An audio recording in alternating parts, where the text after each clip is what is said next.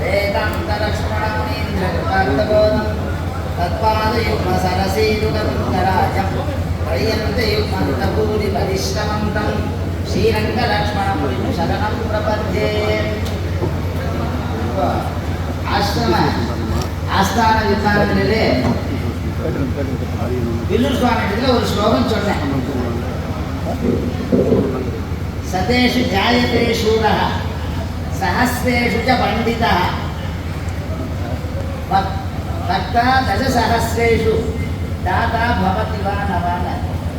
இந்த 4 வரி ஸ்லோகம் இது ஆச்சரியமான ஸ்லோகம். சூரன் தீரன் வீரன் அப்படின்னா பழமொழி சொல்லுவான். சூரனா இரு, தீரனா இரு, வீரனா இரு அப்படின்னு சுவாமி சிலம்பு சாஸ்திரம் கற்றுட்டார். அதனால வீரன். ஆமா,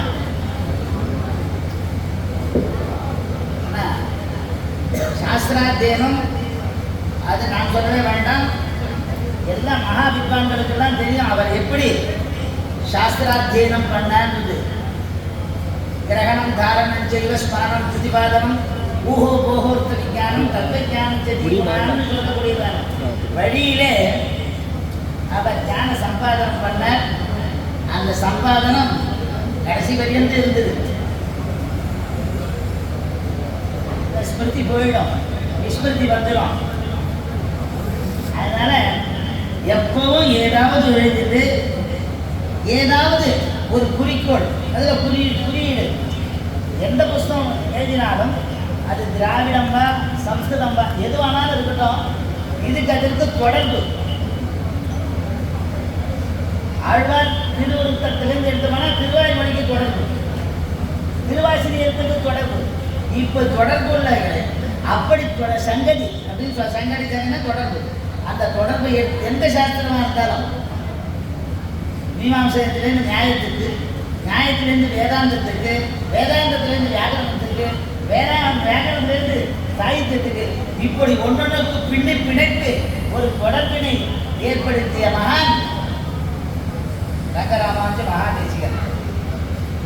அப்படி எல்லா விதத்திலையும் அதனால்தான் சூரனா இருந்த, வீரனாவும் இருந்த, தீரனாவும் இருந்த. தீரனா ஞானம். அதனால தீரனாவும் அப்படி இருந்த ஒரு பெருந்தகை. எல்லா விதத்திலையும் பெருந்த. ஏன்னா கொடுக்கறதுலையும் பெருந்த, சொல்றதுலையும் பெருந்த,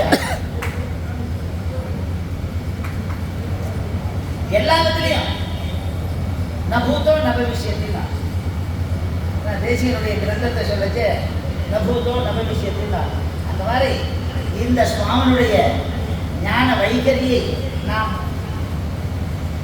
பார்க்கின்ற பொழுதும் சரி, கேட்கின்ற பொழுதும் சரி, அந்த நிரீட்சண வைகரி இருக்கே அது நபூதோ நபவிஷ்யத்தி.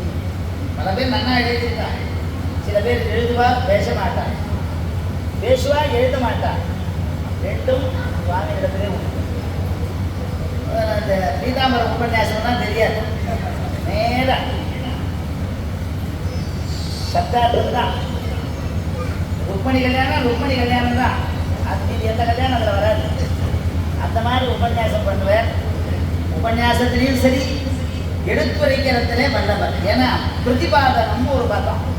எடுத்துரைத்தல், அவர்களுக்கு சேர வேண்டிய இடத்திலே நன்றி சேர வேண்டும் என்று அவன் அதன் பிரகாரம் சொல்லக்கூடிய மகான். அப்படி அதனுடைய பெருமையை நாம் பேசுவதே நமக்கு சால சிறந்தது என்று சொல்லி முடித்துக் கொள்கிறேன். ஒரே ஒரு 3 ஸ்லோகம் பண்ணிட வாசிக்கிறேன்.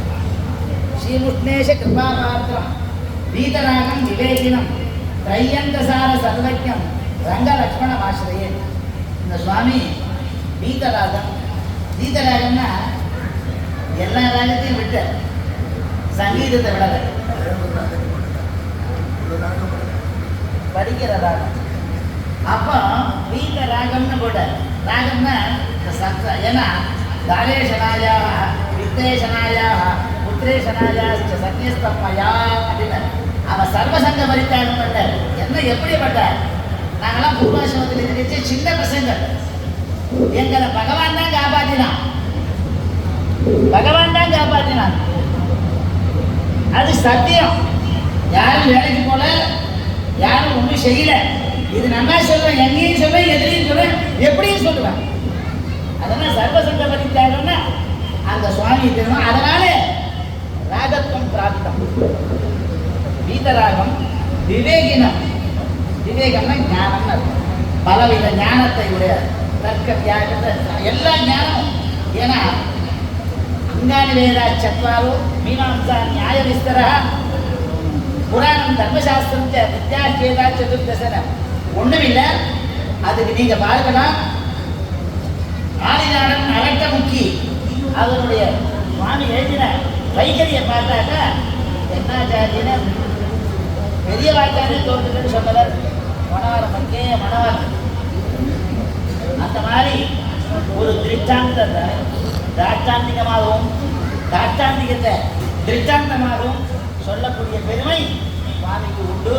அதனால பலம் சுகபூத்தி இல்லை, சாஸ்திரிய சாஸ்திரானுசாரமா சாஸ்திரானுகதமா போகக்கூடிய யாரும் போகாத வழி அந்த சாஸ்திர அனுமானமா இருக்கும். பல புராணங்களிலிருந்து பல நிரீட்சணம் பண்ணி அதுக்கு இது ஒவ்வொமை செய்து ஊமை ஏற்ற அந்த மாதிரிலாம் பண்ணக்கூடிய. அதனால விவேகம் கையந்த சார சர்வஜம் சர்வம் ஜானாதி சர்வஜம் எம்பெருமானுக்கு தான் சொல்லணும். அதனால சர்வஜத்துவம் தத்தமுக்தாகலாபேன்னு சுவாமி தன்னை சொல்லிட்டார். அப்ப என்னன்னா சர்வஜத்துவம் சர்வஜத்தை விடையே சர்வஜத்துவம் வசதி. சர்வஜா எம்பெருமான் ஸ்ரீபதியான சர்வேஸ்வரன் ஸ்ரீமன் நாராயண பத்தி சொல்லச்சே இவரை காட்டிலும் ஒரு சர்வஜம் இல்லைன்றதை தன்னை காட்டின்ற சுவாமி. அந்த மாதிரி இந்த வேதாந்தத்திலே எந்த வேதாந்தம் நிறைய இருக்கு. வேதாந்தம் சாங்கிய தத்துவம் இருக்கு. எல்லாவித தத்துவங்களிலும் சிறப்பாக எடுத்துரைக்க தன்மை புரிந்த சுவாமி. அதனால திரையந்த சார சர்வைக்கம் ரங்க லக்ஷ்மணம் ஆசிரியே அந்த ரங்க ராமானுஜனை ஆசிரிக்க கடவேன் ஆசிரிக்கிறது. அதுல இதுக்கு ஒரு முக்கியம் பூதோத்பவம் அஜம் தேவம். ஏன்னா புராணத்திலிருந்து காப்பி அடிச்சான் விஷ்ணு புராணம். பூதானாம் ஆகத்தின் கதி பூமிகா புத்திர சம்சேவியம் பூவராக மகம்பதே. அதனால பூமி பிராட்டிக்கும் இதுதான் சம்பந்தம். மகாலட்சுமியும் பராகனும் சம்பந்தம். அதனால எல்லாருக்கும் ஆதி காரணம் அஜம். அஜாயமானோ பகுதா உண்டா. இதெல்லாம் அந்த தேவஜ வயத்தில் பிறக்கிறது, அந்த ராமனா பிறக்கிறது, இதெல்லாம் வந்து நியத்தம் இல்லை. அவனுக்கு அகர்ம விஷயம்.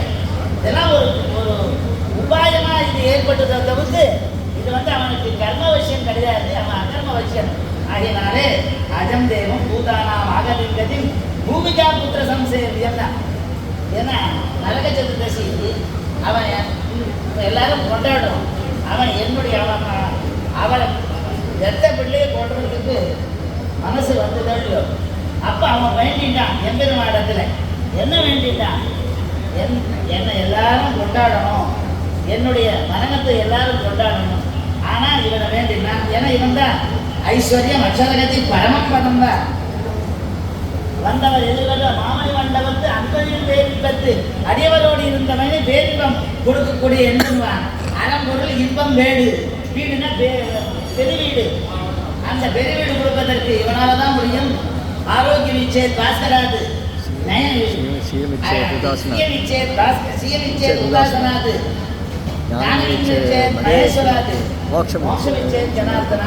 மோட்சம் கொடுக்கக்கூடிய எம்பெருமான். அதனால இவன் என்னை மோட்சம் தர வேண்டும் என்று தெரிவித்துக் கொண்டு அப்பேற்பட்ட இந்த பூவராக மகம் பதி நான் நமஸ்கரிக்கிறேன் என்று சொல்லி எம்பெருமானை ஆச்சாரியனையும் வழிபட்டு அவருடைய நல்லருள் பெற வேண்டியதே நம்முடைய கடமை என்று சொல்லி முடித்துக் கொள்கிறேன். கவிதாய சிம்மாய கல்யாண ஸ்ரீமதே வெங்கடேசாய வேதாந்த குருவே நமஹ.